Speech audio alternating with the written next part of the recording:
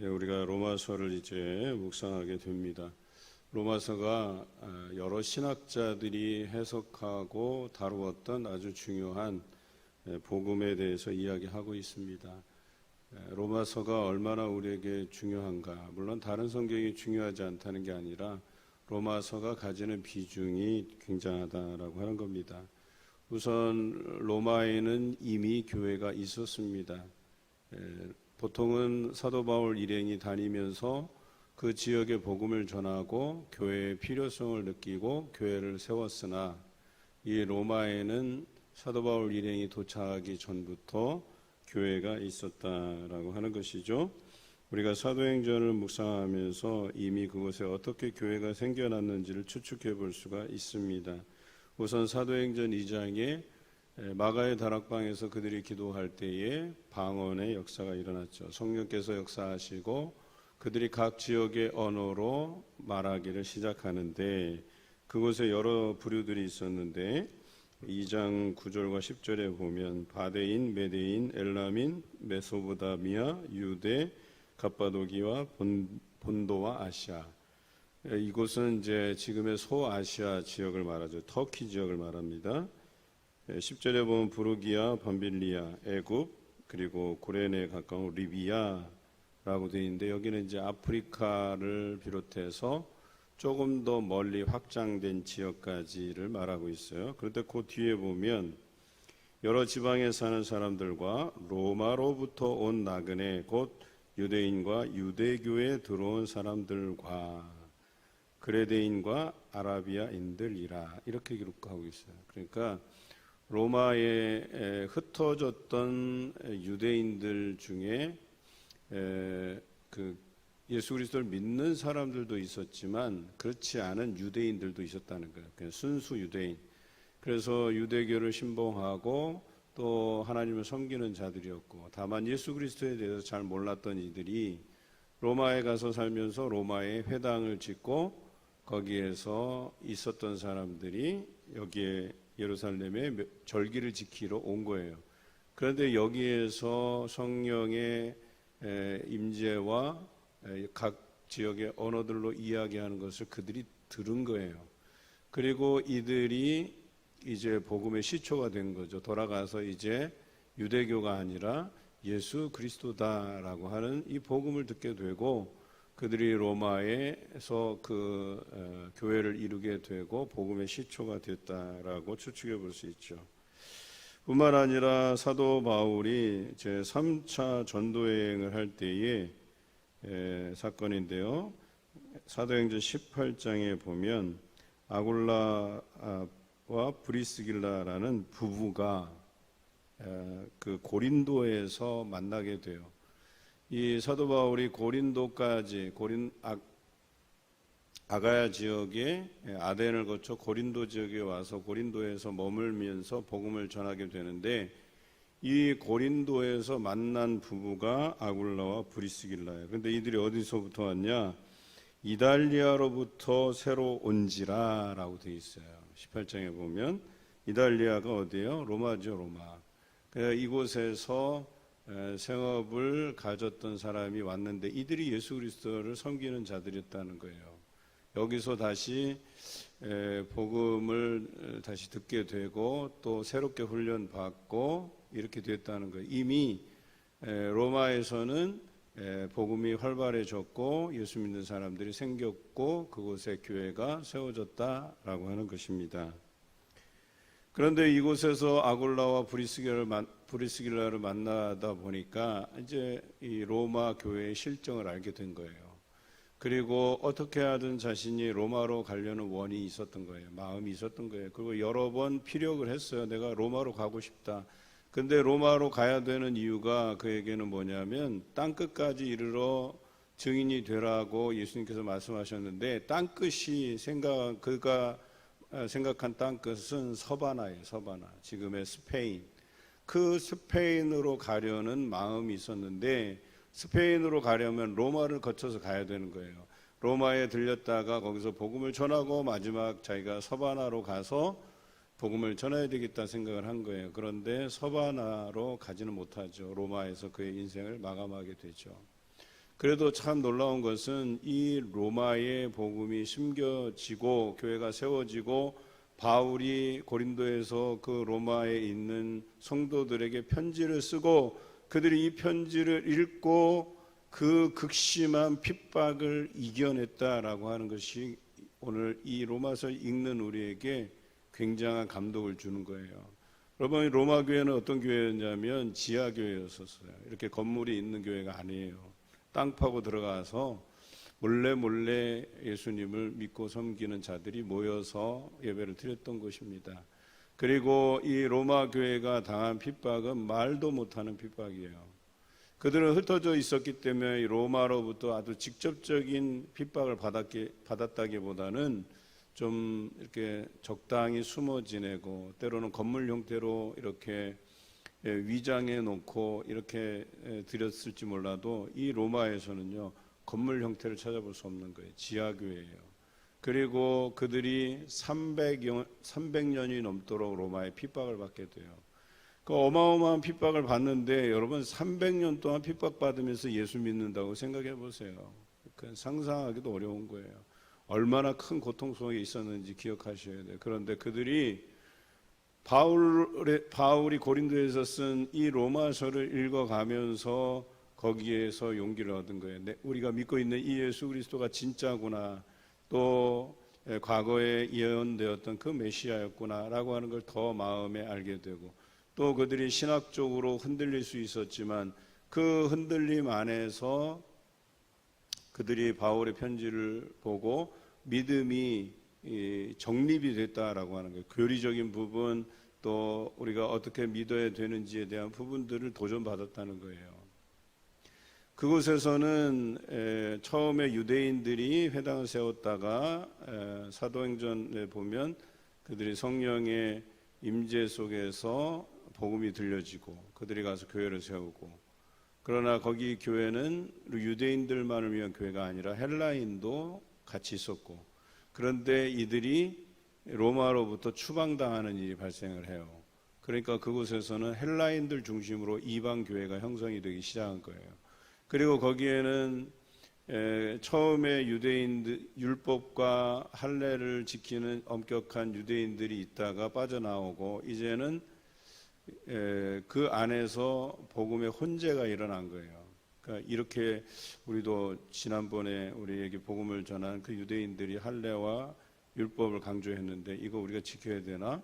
예루살렘 공의회에서는 그것을 지키지 않아도 된다고 했는데 여기서부터 많은 혼란이 오기 시작한 거예요. 또 윤리적으로도 믿기만 하면 되는 거 아니야? 뭐 우리가 생활을 방탕하게 해도 되지 않겠어?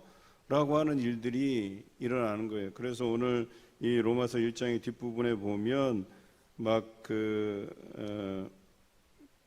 동성애에 대한 부분들도 언급되어 있고 또 각종 악한 일에 대한 언급이 있잖아요. 추악, 탐욕, 악의, 시기, 살인, 분쟁, 사기, 악독, 또 비방, 하나님께서 미워하는 것들, 또 능욕하고 교만하고 자랑하는 것, 또 수근수근하는 것, 뭐 등등등 쭉 언급되어 있잖아요. 그러니까 바울은 뭐예요? 너희가 두 가지를 기억해야 되는데 하나는 예수 그리스도를 믿음으로 구원에 이를 수 있다는 것과 두 번째는 너희가 윤리적으로 하나님께서 미워하시는 이 행위들을 버려야 될 것에 대해서 정확하게 짚어주고 있는 것이죠. 그래서 이 로마에서 그 신앙생활하면서 흔들리는 이들을 교리적으로 붙잡아주고 또 윤리적으로도 너희가 무엇을 행해야 되는가, 믿는 자로서 어떻게 행해야 되는가에 대한 정확한 이야기들을 오늘 1장만 읽어도 바울이 어떤 이야기를 풀어나가려고 하는지에 대한 언급이 정확하게 기록되어 있어요. 로마서 전체를 읽다 보면 앞부분은 교리적인 부분 그리고 뒷부분은 윤리적인 부분이라는 것을 우리가 알 수가 있어요. 자, 그런데 중요한 것은 그들이 이 복음을 듣고 나서 그 핍박을 견딜 용기가 믿음이 생겨났다는 거예요. 그리고 300년이 지나고 나서 로마가 기독교를 국교화합니다. 기독교를 공인합니다. 여러분 300년 동안이나 그들이 그 서러움을 견디고 믿음을 지켜서 결과적으로 로마가 진 거예요. 로마가 기독교를 핍박하려고 했었는데 이제는 로마 전체가 예수 그리스도를 믿게 되는 역사가 벌어졌다는 거예요. 여러분, 얼마나 대단한 복음이에요. 로마서를 써서 로마의 교인들에게 보냈는데 이것이 그들에게 믿음이 잘 정착되고 교리적인 부분, 윤리적인 부분, 우리가 어떤 걸 믿어야 되고 어떻게 행동해야 되는지를 구체적으로 설명하고 실제로 이것을 그들이 받아들이고 그들의 삶이 어떻게 변화되었는지 로마 전체가 복음으로 발칵 뒤집어지는 역사가 일어났다라고 하는 거예요. 여러분, 지금까지 우리가 복음을 듣고도 나의 삶이 변하지 않았다고 한다면 그게 더 이상한 거예요. 이렇게 로마서 한 편을 읽고 나서 이 교인들이 300년 핍박을 견뎌내고 로마가 이 복음에 굴복당하고 로마가 기독교를 공인하게 되는 역사가 일어나는데 이 복음이 그들을 어떻게 변화시켰는지, 그들이 로마 사회를 어떻게 변화시켰는지를 우리가 기억해낸다면 우리가 듣는 이 복음이 우리 삶을 변화시키지 않을 수가 없다라고 하는 거예요. 그런데 복음을 듣고도 우리의 삶이 변하지 않는다고 한다면 그게 더 이상한 거죠, 사실. 지금까지 우리가 수십 년을 신앙생활을 해오면서 그 이전과 지금에 변한 것이 없다고 한번 보세요. 얼마나 우리의 초라한 모습만 보이겠어요.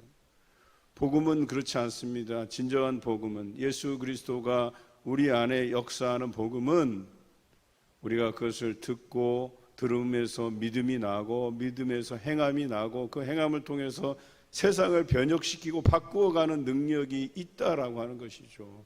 이것이 복음의 능력이에요. 그런데 변하지 않는 거예요. 왜 그럴까요? 복음이라고 하는 것을 교리로만 알기 때문에 그렇습니다. 그냥 예수 그리스도께서 우리를 위해서 죽으셨대, 3일 만에 부활하셨대, 그리고 다시 오신대. 그걸 알면 뭐예요? 교리적으로 알면 뭐예요? 그게 우리의 인격적인 삶에 영향을 주고 우리가 바뀌어가고 우리가 세상을 바꿔가는 이 놀라운 실천력이 우리에게 없다고 하면 오늘 여기 로마 교인들이 동성애에 빠져 있고 추악, 탐욕, 불의, 하나님을 미워하고 수근수근하고 미워하고 시기하고 배약하고 무자비하고 이런 자들과 별반 다를 게 없다는 거예요. 이들은 뭐예요? 결과적으로 사형에 해당한다고 하나님께서 말씀하셨어요. 이들은 죽는다. 이렇게 생활하면 그냥 죽는다, 사망에 이른다 라고 하는 덕목들이에요. 악덕목이에요, 악덕목. 그런데 지금도 우리가 삶이 변하지 않고 이 악덕목 속에서 허덕이는 것이 얼마나 많은지를 한번 우리가 이걸 읽어가면서 보시자는 거예요. 왜 그래요? 변하지 않기 때문에. 복음을 들었는데 변하지 않기 때문에. 여전히 우리는 죄 가운데 있기 때문에. 벗어나지 못하기 때문에. 악의 발목 잡혀서 벗어나지 못하기 때문에. 저는 수근수근하는 자요. 이 마음에 안타까워요. 수근수근하는 건 혼자서 저지르는 게 아니에요. 여러분, 누가 옆에서 안 좋은 이야기, 교회에 대해서 수근수근거리잖아요. 여러분, 로마서 1장을 잘 읽어보세요 라고 권면하세요. 하나님이 가장 싫어하는 것들, 그 악덕목 중에 하나가 수근수근하는 거예요. 이 사람이 어떻대, 저 사람이 어떻대. 이것은요, 동조해야만 일어나는 일이에요. 그런데 수근수근 하더라도 동조하지 않으면 일어나지 않을 일이라는 거예요. 내가 복음에 바로 서 있다면 지금 내 자신이 바뀌어서 세상을 번역하는 도구로 하나님께서 나를 부르셨는데 그것을 위해서 내 자신을 사용해도 시간이 부족한데 그 소모적인 일에 내가 사단에게 발목 잡혀서 내가 수근수근하는 도구로 사용된다면 그게 과연 하나님께서 원하시는 것인가? 그게 내 생각에는 옳다고 생각하는 것들도 하나님께서 원하시지 않는 것이라면 과감하게 버리세요. 떠나세요. 수근수근거리는 거에서 떠나세요. 여기서 말하는 이 악덕목들, 여러분이 우리가 여기서 사단의 발목 잡혀서 살아갈 삶이 아니라는 거예요. 그런데 로마의 이런 이들을 위해서 사도 바울이 이 복음을 전하는 것이죠. 그러면서 이런 말을 해요. 내가 복음을 부끄러워하지 아니하노니 이 복음은 모든 믿는 자에게 구원을 주시는 하나님의 능력이 된다라고 분명히 이야기합니다. 능력이 된대요. 이 복음을 믿으면 결과적으로 이 기독교를 핍박하는 로마도 바뀔 것이라고 하는 이 확신 안에서 이 편지를 쓰고 있다는 거예요. 그리고 300년이 지나서 로마가 기독교를 수용하게 돼요. 그리고 복음이 세계로 유럽으로 뻗어나가게 되는 겁니다.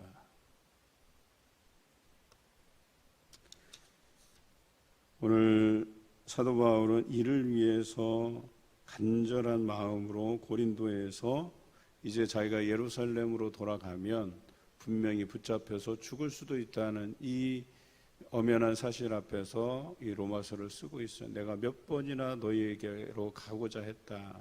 그런데 이 편지를 쓰는 심정은 내가 못 갈 수도 있다는 심정을 가지고 쓰는 거예요. 그런데 너희를 향한 안타까운 마음을 가지고 이 편지를 쓰고 있는데 이 편지가 그들이 300년 동안 핍박을 이겨내게 하는 동력이 되고 위로가 되고 격려가 되고 로마를 바꾸는 놀라운 역사를 일으켰다라고 하는 데에 대해서 로마서는 중요한 이 복음의 내용을 담고 있다라고 하는 겁니다.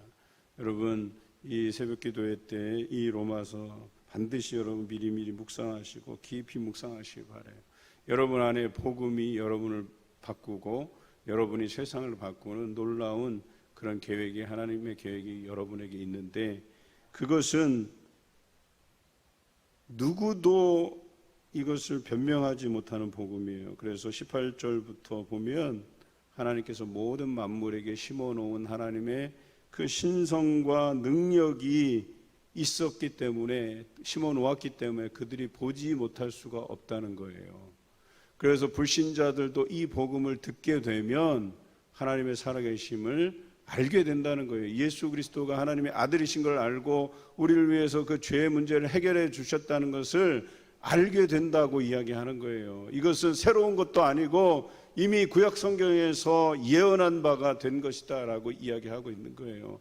그래서 유대인에게나 또 이 예수 그리스도에 대해서 듣는 헬라인에게나 이방인들에게나 동일하게 이것은 구원의 통로이고 그리고 하나님의 능력이라고 이야기한 거예요. 오늘 이 능력이 여러분 삶에서 나타나야지기를 주님의 이름으로 기원합니다.